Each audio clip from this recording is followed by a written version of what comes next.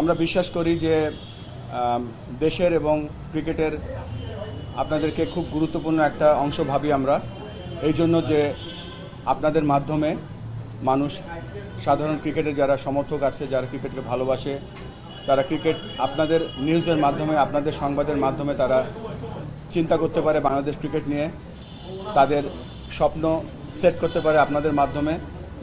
আপনাদের যে কন্ট্রিবিউশন সোফার, আমরা আপনাদের কৃতজ্ঞতার সাথে স্বীকার করছি আপনাদের কন্ট্রিবিউশন বাংলাদেশ ক্রিকেটের জন্য। আজকে আমাদের এই ক্রিকেট বোর্ডের টেনিয়রের শেষ দিন আজকে, এবং শেষ দিন উপলক্ষে আপনাদের সামনে আমরা মুখোমুখি হয়েছি। আমি আমাদের ক্রিকেট বোর্ডের ভাইস প্রেসিডেন্ট এবং গেম ডেভেলপমেন্ট এবং ক্রিকেট অপস এর চেয়ারম্যান ফাহিম ভাই। আমার 4 মাস, ফাহিম ভাইয়ের কতদিন? 13 মাস। তো এই 4 মাস এবং 13 মাসের যে আমাদের অভিজ্ঞতা হয়েছে বাংলাদেশ ক্রিকেটের, আপনাদের কাছে আমরা তুলে ধরতে চাই আজকে। আমার টেনিয়রে কী কী হয়েছে এবং টোটাল এই 13 মাসে কী হয়েছে, আপনাদের যদি কোনো প্রশ্ন থাকে, এবং আগামীকালকে আমাদের এই যেহেতু আজকে শেষ হয়ে যাচ্ছে ক্রিকেট বোর্ডের টেনিয়রটা, আপনাদের যদি কোনো প্রশ্ন থাকে আপনারা প্রশ্নটা করতে পারেন আমাদের কাছে, এবং আপনাদের সব জায়গায় আপনাদের সহযোগিতা কামনা করছি। 4 মাস ছিল মেইন কাজ যেগুলি আঞ্চলিক ক্রিকেট সংস্থা এবং আপনার ফ্যাসিলিটিস ডেভেলপমেন্ট, সেই কাজগুলো করতে পারেননি বা সময়ের স্বল্পতার কারণে, সেটা এখন আপনি নতুন মেয়াদে প্রেসিডেন্ট বলছেন, সেই প্রেসিডেন্সিতে আপনি কি কাজগুলো করতে পারবেন কিনা?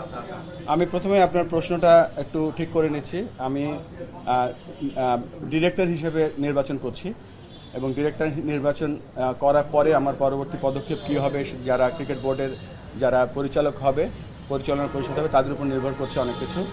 আর এই গত 4 মাসে যে আমার অভিজ্ঞতা আছে, সেই অভিজ্ঞতাটা আমি বাংলাদেশ ক্রিকেট বোর্ডের যে সম্মানিত 10 জন ডিরেক্টর ছিলেন তাদের সম্পূর্ণ পুরোপুরি সহযোগিতা, প্লাস ক্রিকেট বোর্ডে যারা কর্মচারী কর্মকর্তা আছে সকলের সহযোগিতায় আমরা বেশ কিছু সাফল্য পেয়েছি। এর মধ্যে একটা সাফল্য বলতে পারেন, বাংলাদেশ জাতীয় দল, ছেলেদের জাতীয় দল T20 4টা টানা সিরিজ জিতেছে। আমরা দুর্ভাগ্যবশত এশিয়া কাপের ফাইনাল যেতে পারিনি।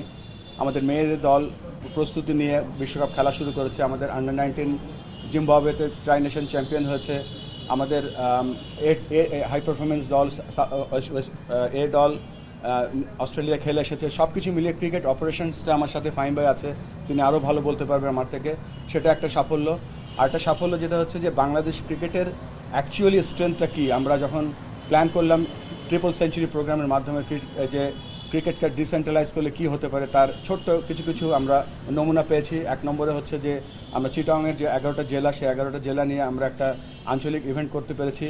সেখানে সেটা সাফল্য আমরা অনেক পেয়েছি। সেটা ছিল আমাদের ওয়ান অফ টেস্ট কেস। আমরা অনূর্ধ্ব 16 এবং 19-এর আমরা রাজশাহী বিভাগ নিয়ে একটা ইভেন্ট করেছি।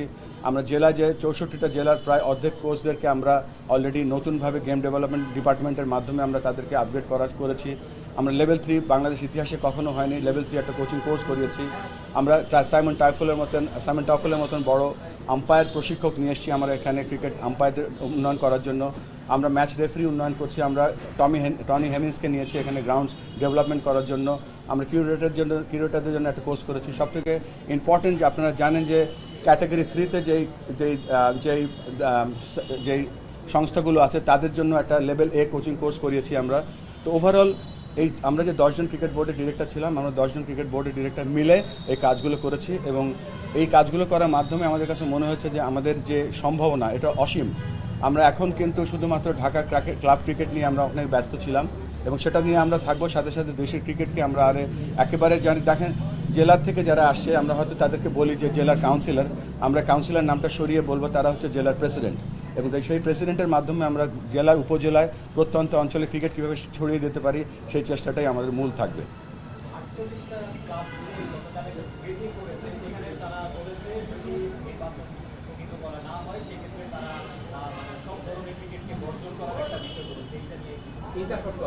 হ্যাঁ, সেখানে এটা আমাদের হাতে কিছুই নেই, এটা নির্বাচন কমিশন, এবং আপনারা জানেন যে মাননীয় জজ বা ঢাকা আমাদের যে জুডিশিয়াল ডিপার্টমেন্ট সেখানে তারা গিয়েছে, সেটা আমাদের হাতে কিছু করার নেই।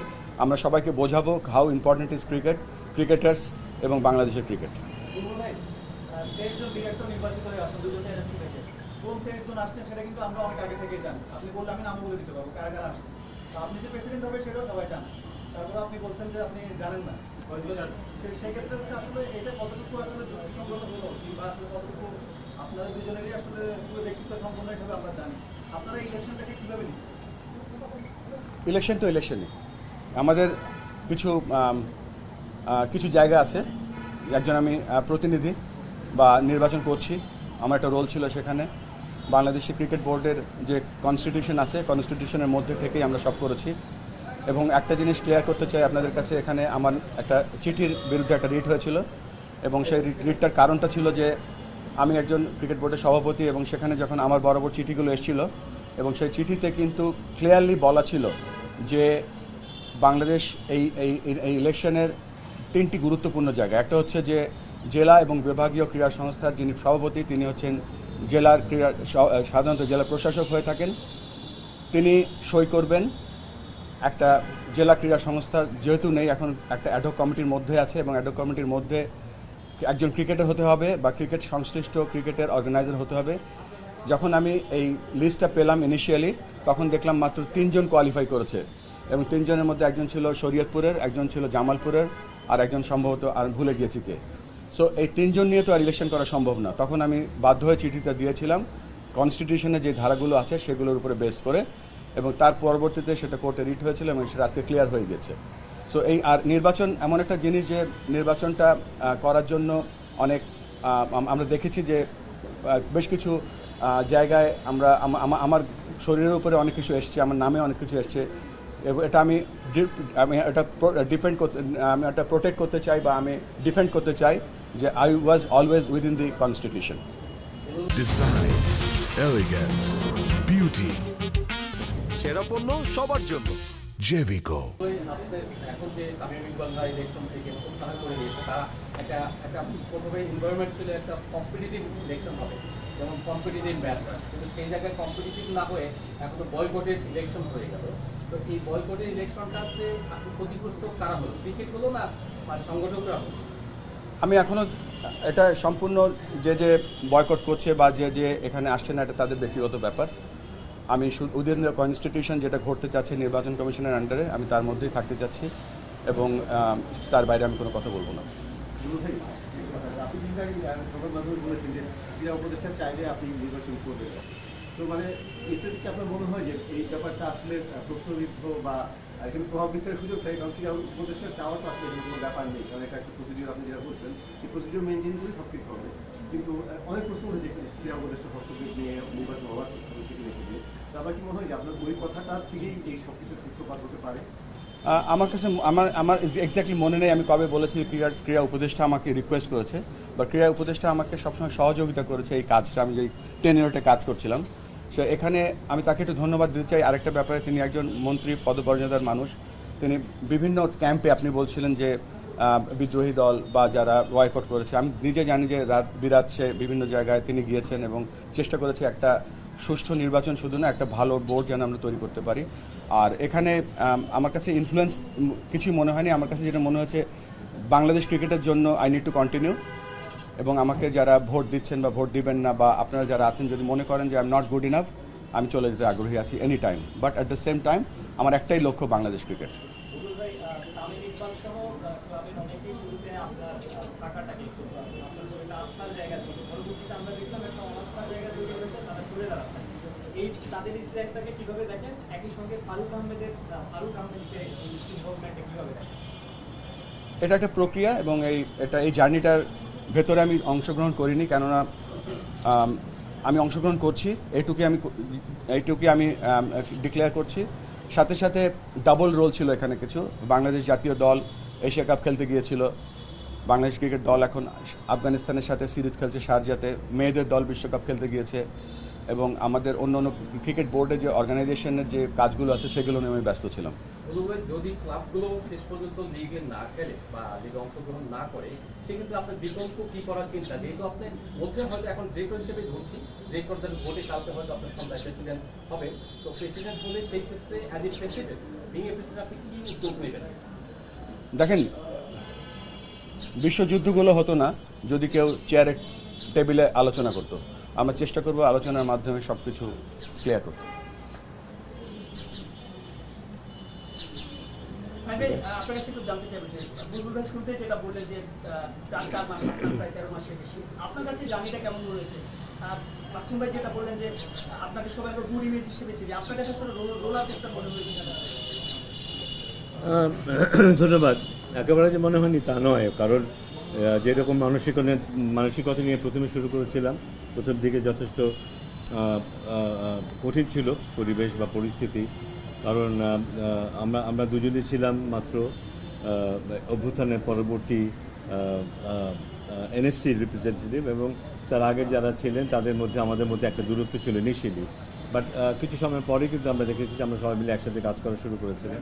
বাট তবুও কিছু কিছু ব্যাপারে আমাদের মধ্যে আন্ডারস্ট্যান্ডিংয়ের অভাব ছিল, এবং যে কারণে যেভাবে যে স্পিডে আমরা কাজ করার কথা চিন্তা করেছিলাম, অ্যাটলিস্ট আমি চিন্তা করেছিলাম, সেটা অ্যাকচুয়ালি হয়ে ওঠেনি। তারপরে একটা সময় পরে যখন আমাদের নতুন প্রেসিডেন্ট মিনিস্টার বুলবুল এলেন, তারপরে বোধহয় আমাদের কাজের স্পিডটা অনেক বেশি ছিল, এবং আমার ধারণা যে আমরা অনেক কিছু অ্যাচিভও করেছি। এরপরে বেশ কিছু ব্যাপার আছে যেগুলি ভিজিবল, আবার বেশ কিছু ব্যাপার আছে যেগুলো ভিজিবল না। আমাদের সাথে সারা দেশের যে একটা নেটওয়ার্ক অলরেডি তৈরি হয়ে গেছে, 64টি জেলার সাথে আমাদের যে যোগাযোগ অলরেডি স্থাপিত হয়েছে, আমরা অলরেডি কীভাবে কী করতে হবে না করতে হবে নিয়ে যে বিশদ আলোচনা করেছি, এটা এই ইলেকশন নিয়ে না, তার আগে থেকেই। সেটা বোধহয় একটা বড় অ্যাচিভমেন্ট, যেটা হয়তো কারোর চোখে এখনও পড়েনি।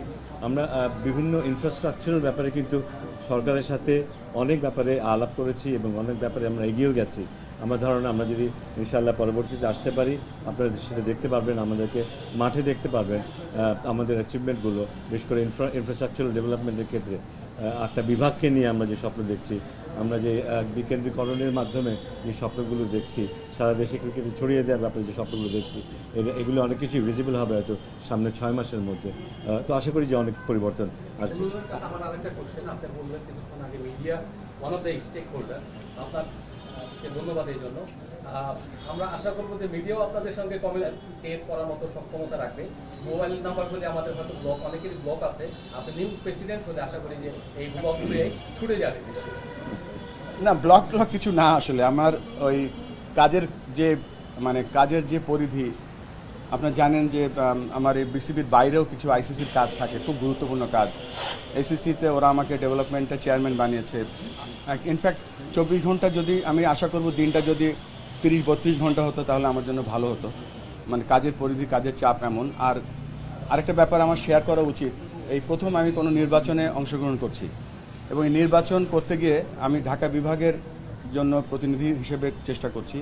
আমি অনেক কিছু আবিষ্কার করেছি এই জন্য, ভোট চাওয়ার জন্য। আমার কাছে মনে হচ্ছে যে এই যে 17টা জেলায়, আপনি চিন্তা করেন যে নিউজিল্যান্ডে মাত্র 5 মিলিয়ন লোক, আমাদের ঢাকা বিভাগে 5 মিলিয়নের থেকে অনেক বেশি লোক থাকে। আমরা যদি সত্যিকার ক্রিকেট আমরা উন্নয়ন করতে পারি, এই ঢাকার 17টা জেলায় একটা জেলা আছে কিশোরগঞ্জ, এবং এই কিশোরগঞ্জ জেলায় এই ক্রিকেট বোর্ডের ভোট চাইতে গিয়ে দেখলাম যে তারা যেভাবে ক্রিকেট নিয়ে আগাচ্ছে, তাদের যে স্বপ্ন, তাদের যে পরিকল্পনা, এটা যদি আর 16টা জেলায় আমরা ছড়িয়ে দিতে পারি, পরবর্তীতে 64 জেলায় ছড়িয়ে দিতে পারি, আমাদের ক্রিকেটের স্ট্রেংথ তো আমরা এখনো জানি না। আমরা তো ছোট্ট জায়গা নিয়ে ব্যস্ত ছিলাম, কিন্তু বাংলাদেশ ক্রিকেট বোর্ডের যে স্ট্রেংথ কত, বাংলাদেশ ক্রিকেট বোর্ডের কমার্শিয়াল, ফাইন্যান্স, গভর্নেন্স, যুব উন্নয়ন, ক্রিকেট, এটা যে কত বড় সম্ভাবনা আছে আমি ইলেকশন করতে গিয়ে শিখেছি। তো আমরা সবসময় আপনাদের পাশে চাইবো, এবং এটাও চাইবো যে আপনারা আমাদেরকে গঠনমূলক সমালোচনা করেন, সো দ্যাট আমরা আমাদের ইমপ্রুভমেন্টস এরিয়াগুলো পাই। যেমন আমরা ক্রিকেটারদের সাথে আমরা একটা শেয়ার অ্যান্ড কেয়ার প্রোগ্রাম করে জানতে পেরেছিলাম যে অ্যাকচুয়ালি ক্রিকেটারদের কী নিড। আমরা তাদেরকে কোনো বায়োমেকানিক্যাল সাপোর্ট দিতে পারি না, প্রপার রিহ্যাব সাপোর্ট দিতে পারি না, আমরা স্পোর্টস সায়েন্সের কোনো কিছুই করতে পারি না। অনেক সময় আমরা তাদের কাছে এক্সপেকটেশনটা মনে হয় অনেক বেশি চাই। সেই রকমই আপনারা যদি আমাদের সমস্যাগুলো আমাদের সামনে বলেন প্রপারলি, আমরা আশা করব যে আমরা আমাদের উন্নয়নে বা আমাদের ডেভেলপমেন্টে আপনার একটা বড় অংশ হবেন। আর এই ইলেকশনটা কালকে হয়তো আমাদের ইলেকশন হবে, let's see, hope for the best. অনেকে অলরেডি অনেক কিছু প্রেডিক্ট করছেন, বাট একটা ছোট্ট জিনিস নিয়ে আমরা এগোচ্ছি। তবে এটা ঠিক, আপনাদের সময়, আপনাদের কন্ট্রিবিউশন, আপনাদের সমালোচনা, আপনাদের উৎসাহ আমাদের পাথে হয়ে থাকবে। না, সমালোচনা নাম্বার তো ব্লক বলা যাবে না এখানে। অনেক সময় অনেক কিছু অনেকের নাম্বার যায় না, ইম্পসিবল। এটা তো ব্লক মানে আপনার ইম্পর্টেন্ট পার্ট আপনারা।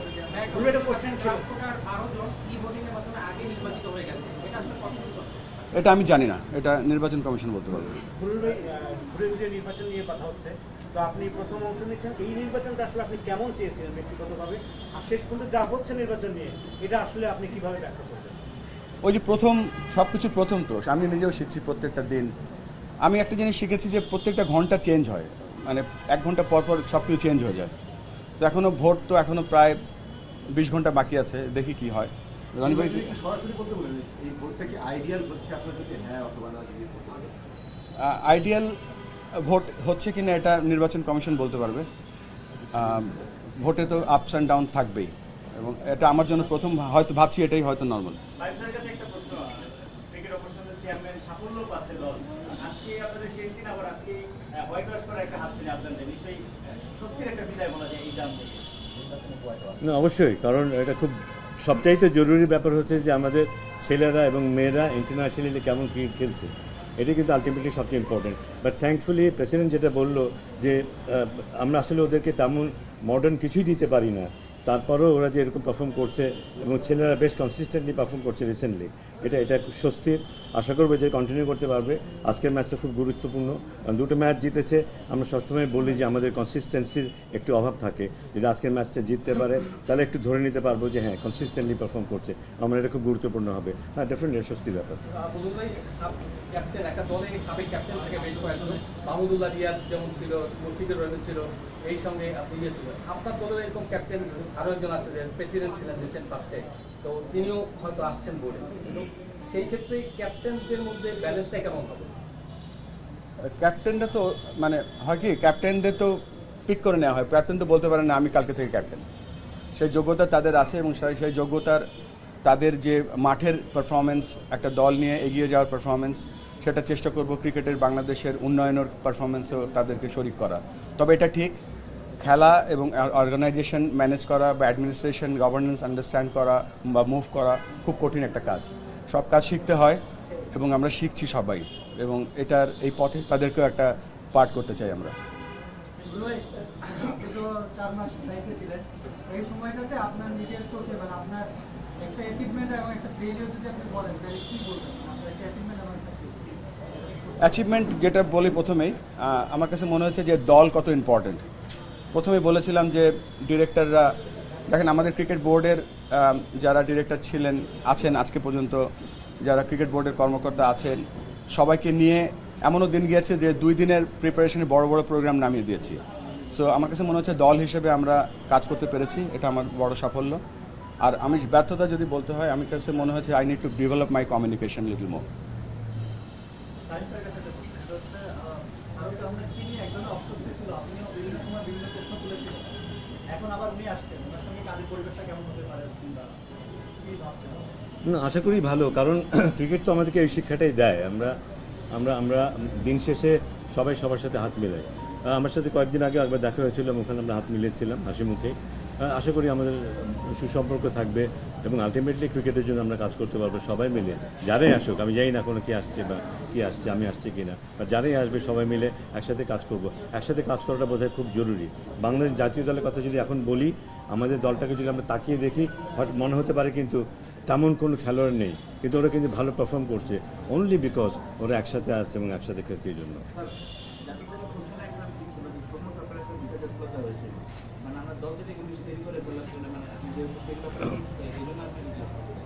না না, আমরা কিন্তু সময় মতো পাঠিয়েছিলাম। শুধু সমস্যা তো না, আমাদের নাইম শেখেরও ভিসাটা আসেনি, কিন্তু নাইম শেখেরও ভিসাটা আসলেই ও চলে যাবে। যেহেতু আজকে আমাদের লাস্ট টি20 ম্যাচটা, সৌম্য সরকারের আজকে গিয়ে আর কোনো লাভ নেই, ম্যাচের পরে গিয়ে লাভ নেই। আমরা কাল পর্যন্ত অপেক্ষা করেছি, কালকেও ওকে বলে রেখেছিলাম যদি ভিসা পেয়ে যাই কাল রাতেও যাবে, আজকে পৌঁছাবে। দলে যদি জায়গা নাও পায়, ড্রেসিং রুমে থাকবে, দলের সাথে থাকবে, এবং দলের সাথে যেই একটা অ্যাটাচমেন্ট দরকার সেই জিনিসটা আমরা চেয়েছিলাম। সো আমাদের চেষ্টা ছিল, বাট খুবই আনফর্চুনেট যে রিসেন্টলি ওখানকার ভিসা পাওয়ার জটিলতাটা এমন পর্যায়ে গেছে যে আগে থেকে নিশ্চিত হয়ে কিছু বলা যায় না। স্যার, যেটা বললেন যে ভিসা, কিন্তু নাইম শেখকে দেখা গেল, মানে সে তো ওর এই ক্ষেত্রে সবশেষ 2023 সালে এই মুহূর্তে আমাদের সার্ভিস স্কোয়াডে ছিল ইমন শ্রীলঙ্কার একটা সংস্কারের ইনিংস খেলেছে 28 ইনিংস আছে একটা 13 রানের ইনিংস আছে ও তো সেট আপে ছিল এবং ভালো করেছে মানে সেইভাবে খেলেছে এবং ভালো করেছে তাকে বাদ দেওয়ার কারণটা কি মানে রিজন কি আছে আর এটা অ্যাকচুয়ালি সিলেক্টরদের কল, এটা সিলেক্ট না, এটা সিলেক্টরদের কল, এটা সিলেক্টর, ক্যাপ্টেন, কোচ, এটা সবাই মিলে এই সিদ্ধান্তটা নেয়। আমার পক্ষ থেকে অ্যাকচুয়ালি এই বিষয়ে বলাটা কঠিন। Thank you. এই প্রথম আপনারা নিজের থেকে বলেন থ্যাংক ইউ, আপনাকেও থ্যাংক ইউ। 48টা ক্লাব মানে ক্লাবগুলো যদি শেষ পর্যন্ত না আসে একটা ম্যাসিভ শূন্যতার জায়গা আছে সেটা নিয়ে অল্টারনেটিভ কিছু ভাবনা আছে কিনা, আর আপনি একটু অভিমান করেছেন যে তাদের সঙ্গে আলোচনার সুযোগ এখন আছে, মানে আলোচনা করা হবে কি হবে? তাদের বিকল্প নেই আসলে, ক্লাবের বিকল্প নেই এই মুহূর্তে, কেননা ক্লাবের অবদান অনস্বীকার্য, মানে আনবিলিভেবল কন্ট্রিবিউশন তাদের ক্রিকেটে আছে। তো অ্যাকচুয়াল তাদের রোলটা কি, ক্রিকেটের তাদের কতটুকু প্রয়োজনীয়তা আছে, তারা কতটুকু কন্ট্রিবিউশন করতে পারে বাংলাদেশ ক্রিকেটে, সেটা আমরা তুলে ধরব এবং চেষ্টা করব তাদেরকে ম্যানেজ করার। এবং ঘুরে ফিরে তো আমরা একটা সমাজেরই লোক, হয়তো আমরা পারবো ইনশাল্লাহ। লাস্ট একটা কোশ্চেন, আপনার প্লেইং ক্যারিয়ারে তো অনেক বড় বড় বোলারদের এগেইনস্টে খেলেছেন, ওয়াসিম আকরাম, অ্যাফরোজ, ম্যাগরা, সেই সময় ওদের বল ফেস করা আর এখন ইজিবিতে 4 মাস কাজ করা এবং নির্বাচনে যেই বাউন্সারগুলো পাচ্ছেন, কোনটা খেলা সহজ আসলে ছিল বা আছে? ওইটা তো একটা টেকনিক থাকে, ধরেন টেকনিক থাকে, তারপরে আপনি একটার বেশি দুটো বাউন্সার দিতে পারবেন না, তারপরে আপনি নো বল করতে পারবেন না। এখানে অনেক নো বল হয়ে গেছে, অনেক কিছু বিমার এসছে, নো বল ধরা হয়নি।